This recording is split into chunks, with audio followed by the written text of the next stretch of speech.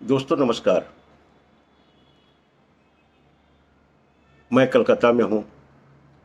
शनिवार का समय है और आप लोग सभी का हार्दिक स्वागत है इस सत्संग के वीडियो में। जाति और वर्ण की आज बहुत चर्चा होती है। सामाजिक और राजनीतिक गोष्ठियों में, और खास करके जब बिहार का भी चुनाव का माहौल है तो जाति के बिना राजनीति की कल्पना ही नहीं हो सकती है। अब ये कहाँ तक ठीक है, कहाँ तक गलत है, मैं इसमें नहीं जा रहा हूँ, लेकिन जो समाज की हकीकत है उसको देख रहा हूँ। हर लोग, हर पार्टियां सामाजिक समीकरण बैठाने में लगा हुआ है और उससे लाभ उठाने की कोशिश कर रहा है। हमारी क्या राय है इस वर्ण और जाति के संदर्भ में, मैं वो बिल्कुल व्यक्त नहीं करने आया हूं।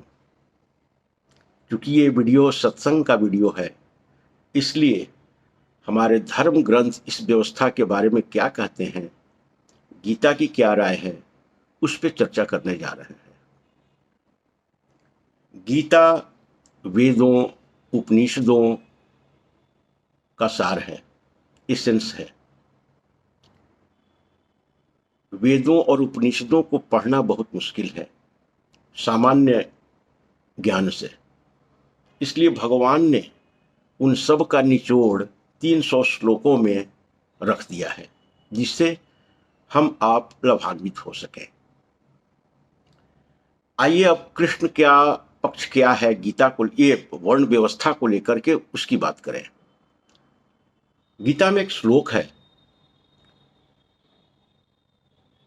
चैप्टर 4 वर्स 13, चैप्टर 4 श्लोक संख्या 13, जो वर्ण व्यवस्था को लेकर के बहुत सारे चीज को और बहुत सारे गलतफहमियों का स्पष्टीकरण देता है। श्लोक कुछ इस तरह का है, चातुर्वर्ण्यम मया सृष्टम गुण कर्म विभाग स तस्य कर्तारमपि माम विद्य कर्तारमप्ययम्। लॉर्ड कृष्ण का कहना है कि ये वर्ण व्यवस्था को हमने क्रिएट किया है, ये हमने रचा है, खड़ा किया है। अब उनकी रचना है तो रचना का आधार क्या है, तो वो कहते हैं गुण कर्म विभाग सह। गुण मतलब क्वालिटी,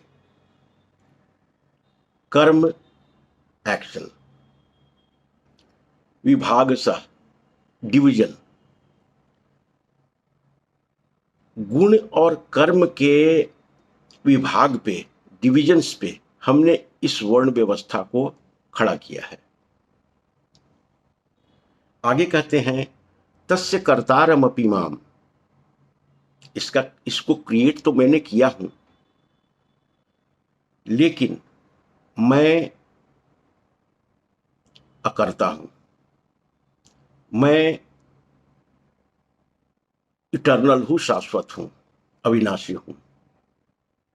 और इस वर्ण व्यवस्था के जो डायनेमिक्स है, गतिशीलता है, उससे हमें कोई लेना देना नहीं है। आज दिक्कत है कि वर्ण व्यवस्था को हमने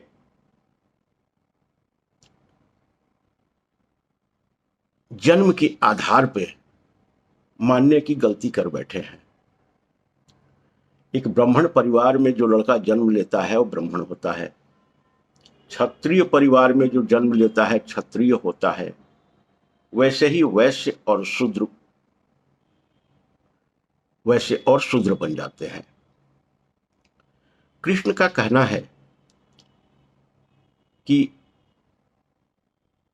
मैं तो गुण और कर्म के आधार पे ये व्यवस्था को बनाया था। अब दिक्कत हम लोगों की है कि हम लोग इसको जातिगत बना दिया है। अब इसमें भगवान कृष्ण क्या करेंगे? आज बहुत सारे जो कथावाचक हैं उनके विवादों को वर्ण व्यवस्था या जाति व्यवस्था को लेकर के हम बहुत सारी चीजें सुनते हुए दिख रहे हैं। जाति उनके दिल से भी नहीं हट रही है। वो भी कहीं ना कहीं अपनी जाति को श्रेष्ठ कहने में लगे हुए हैं और दूसरे जातियों को अपने से निम्नतर। दिक्कत यहीं पे है। अब उनका कर्म और क्वालिटी मतलब गुण क्या है ये हम नजरअंदाज कर देते हैं और जाति को पकड़ करके बैठ जाते हैं। मैं तो ब्राह्मण हूं, मैं तो भूमिहार हूं, मैं तो यादव हूं। और सब दिक्कत यहीं से शुरू होती है। कृष्ण की जाति वर्ण व्यवस्था कोई स्टैटिक नहीं था, उसमें एक गतिशीलता थी। जो भी गुण और कर्म के आधार पे आदमी पात्र बन जाता था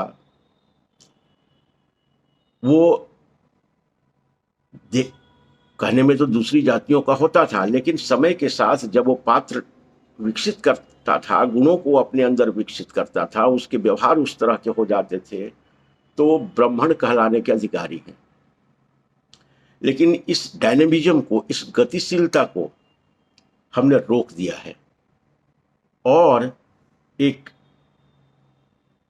वाटर टाइट कंपार्टमेंट में सब इस चारों वर्ण व्यवस्थाओं को सिमेट कर रख दिए हैं और उसके साथ बिल्कुल चिपके हुए हैं। जबकि कृष्ण के कॉन्सेप्ट के अनुसार ये एक गतिशील कॉन्सेप्ट है। एक